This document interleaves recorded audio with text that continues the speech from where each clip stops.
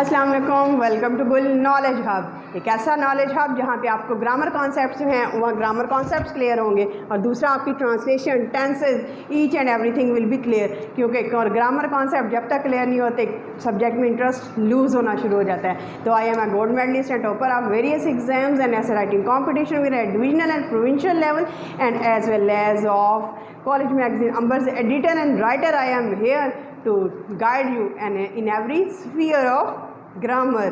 तो let's study grammar। तो आज हम ग्रामर का कॉन्सेप्ट है 9th क्लास का, यूनिट नंबर 6 है और पेज नंबर 69 पे सबसे पहले जो ग्रामर का कॉन्सेप्ट आ रहा है वो है adverb. Adverb of place, adverb of manner, adverb of time.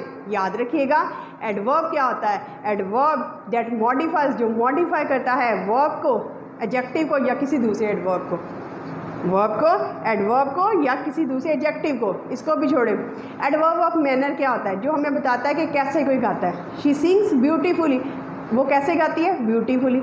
She writes, वो लिखती है कैसे, क्लियरली, साफ अंदाज में। तो हाउ का जो आंसर है, कैसे का जो आंसर है वो एडवर्ब ऑफ मैनर होता है। और जब भी टाइम का जिक्र आता है, शी सिंग्स एट 8 o'clock, वो कितने बजे गाती है, 8 o'clock। तो जब टाइम हो तो उसको एडवर्ब ऑफ टाइम बोलते हैं। यहाँ पे प्लेस का जिक्र आ जाए उसको एडवर्ब ऑफ प्लेस बोलते हैं। कितना इजी है स्टूडेंट्स। एडवर्ब ऑफ मैनर कैसे कोई गाता है, एडवर्ब ऑफ टाइम जहाँ पे वक्त का जिक्र आ जाए, एडवर्ब ऑफ प्लेस जहाँ पे जगह का जिक्र आ जाए। फॉर एग्ज़ाम्पल करते हैं, शी वॉज सिंगिंग, वो गाती है, गा रही थी, ब्यूटीफुली, कैसे, हाउ कैसे गा रही थी, ब्यूटीफुली। तो ब्यूटीफुली जो है वो स्टूडेंट्स एडवर्ब ऑफ मैनर हो गया।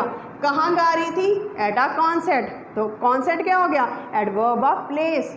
कब गा रही थी, लास्ट संडे, कब गा रही थी, यानी कि हाउ का आंसर आए तो मैनर, वेयर का आंसर आए तो प्लेस, व्हेन का आंसर आए तो टाइम। तो दिस इज़ योर एडवर्ब। और एडवर्ब की आप 3 एग्जाम्पल्स जो है राइटर ने कहा है कि आप लोगों ने लेनी है। तो क्या था 3 एग्जाम्पल्स। इट रेन्ड, ये बारिश हुई, हैवीली, कैसे बारिश हुई, हैवीली, शदीद। हाउ कैसे, how, adverb of manner, heavily, how. Last Sunday, कब बारिश हुई, लास्ट संडे। तो लास्ट या कब का जो आंसर है वो एडवर्ब ऑफ टाइम को शो करता है। शी वॉज डांसिंग, वो डांस कर रही है, कैसे डांस कर रही है, शी वॉज डांसिंग, वो कैसे डांस कर रही है, ब्यूटीफुली। ब्यूटीफुली जो है वो एडवर्ब ऑफ मैनर है। अंडर द ट्री, कहाँ डांस कर रही है, अंडर द ट्री, जगह का नाम आ गया, तो एडवर्ब ऑफ प्लेस। कब गा रही थी, येस्टरडे, तो येस्टरडे एडवर्ब ऑफ टाइम, यानी कि हाउ कैसे हो, एडवर्ब ऑफ मैनर। कहाँ हो, एडवर्ब ऑफ प्लेस। कहाँ कब हो, एडवर्ब ऑफ टाइम। तो नेक्स्ट कॉन्सेप्ट स्टूडेंट्स इन्फिनिटिव्स का।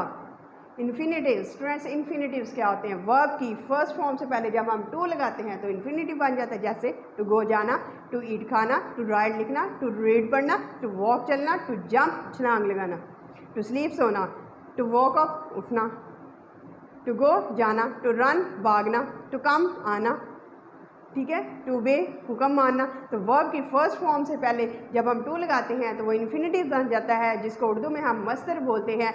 जाना, खाना, पीना, उठना, बैठना, सोना, जागना, ये सारे क्या हैं, इन्फिनिटिव्स। जैसे I, you are free to go, you are free to go, तुम आज़ाद हो। टू गो क्या है, गो क्या है, वर्ब की फर्स्ट फॉर्म। वर्ब की फर्स्ट फॉर्म से पहले जब हम टू लगाते हैं तो ये इन्फिनिटिव बन जाता है। Very good, you are free to go to masjid, तुम मस्जिद जाने के लिए आज़ाद हो। तो गो जो है वो वर्ब की फर्स्ट फॉर्म है। वर्ब की फर्स्ट फॉर्म से पहले जब हम टू लगाते हैं, टी ओ टू, तो वो इन्फिनिटिव बन जाता है। लेकिन स्टूडेंट्स बाज़ औक़ात वर्ब की फर्स्ट फॉर्म अकेली आ जाती है और टू नहीं आता। वर्ब की फर्स्ट फॉर्म आ जाती है लेकिन टू नहीं आता। वर्ब की फर्स्ट फॉर्म आती है, टू नहीं आता, उसको हम बेयर इन्फिनिटिव बोलते हैं। ऐसा इन्फिनिटिव जिसमें टू नहीं आता। तो वो कैसे होते हैं, he made the people, he made the people. अब बेयर इन्फिनिटिव वाले सेंटेंस में याद रखिएगा स्टूडेंट्स, वर्ब की 2 फॉर्म्स होती हैं। एक फर्स्ट फॉर्म आती है, यहाँ पे एक फॉर्म आती है, और एक दूसरी फॉर्म आती है ऑब्जेक्ट के बाद। जो ऑब्जेक्ट के बाद फॉर्म होती है और वो टू के बगैर आए और वो हो भी फर्स्ट फॉर्म, तो उसको हम बेयर इन्फिनिटिव बोलते हैं। ऑब्जेक्ट के बाद पीपल क्या है, ऑब्जेक्ट, और बेयर इन्फिनिटिव ज़्यादातर student trick of the today, bare infinitive हमेशा जो होता है वो ऑब्जेक्ट के बाद फर्स्ट फॉर्म आती है, डायरेक्ट टू नहीं आता, तो उसको बेयर इन्फिनिटिव बोलते हैं।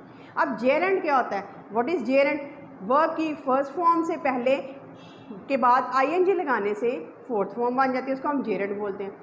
स्टूडेंट्स फिर आप कहेंगे मैम आपने तो कहा था कि वर्ब की फर्स्ट फॉर्म के साथ आईएनजी अटैच करें तो वो प्रेजेंट पार्टिसिपल बन जाता है। तो what is the difference between Geraint and present participle, क्या फ़र्क होता है?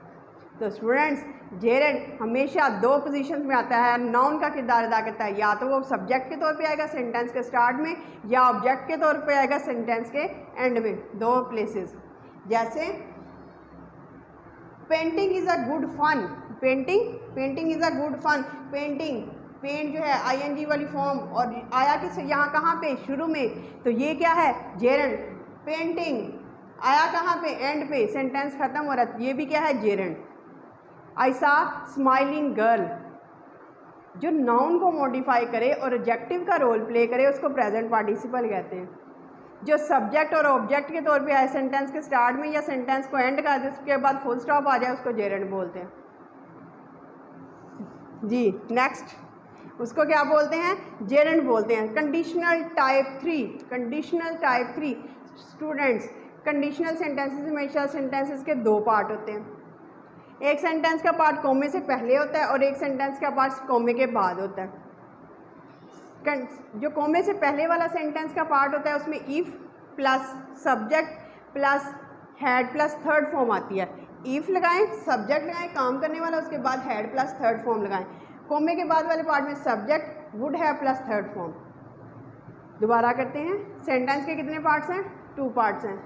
सेंटेंस के कॉमे से पहले वाले पार्ट में if plus subject plus had plus third form, if subject had plus third form. दूसरे वाले पार्ट में कोमा लगाएं, subject plus would have plus third form, और इसमें कंडीशन पूरी नहीं हुई होती। मसलन if you had worked hard, अगर तुमने मेहनत की होती, if you had worked hard, अगर तुमने मेहनत की होती, had plus third form, had plus third form. If you had worked hard, अगर तुमने मेहनत की, कंडीशन ही पूरी नहीं हुई, मेहनत की होती, you would have got prize, would have plus third form, दूसरे से would have plus third form, तो तुम्हें प्राइज मिल जाता। If I had seen him, अगर हैड प्लस थर्ड फॉर्म, अगर मैंने उसे देखा होता, I would have invited him to tea, तो would have plus third form, मैंने उसे चाय पे बुलाया होता। If you had come to me, अगर तुम मेरे पास आते, if plus subject plus had third form, if you had come to me, अगर तुम मेरे पास आते, subject would have plus third form, I would have helped you, तो मैंने तुम्हारी क्या की होती, मदद की होती। तो ये है एडवर्ब, एडवर्ब ऑफ प्लेस जहाँ पे जगह का जिक्र आए, एडवर्ब ऑफ टाइम जहाँ पे टाइम का जिक्र आए, एडवर्ब ऑफ मैनर वो कैसे किस अंदाज से गाती है, हाउ का आंसर। जेरेंट सब्जेक्ट की वर्ब की फर्स्ट फॉर्म के साथ आईएनजी अटैच करने से जेरेंट बनता है और हमेशा ये सब्जेक्ट के स्टार्ट में आएगा या सब्जेक्ट के एंड पे आएगा। इन्फिनेटिव वर्ब की फर्स्ट फॉर्म से पहले टू लगाएं, इन्फिनेटिव बन जाता है। लेकिन बेयर इन्फिनेटिव क्या होता है, ऑब्जेक्ट के बाद वर्ब की फर्स्ट फॉर्म आती है लेकिन टू के बगैर आ जाए तो उसको हम इन्फिनेटिव बोलते हैं।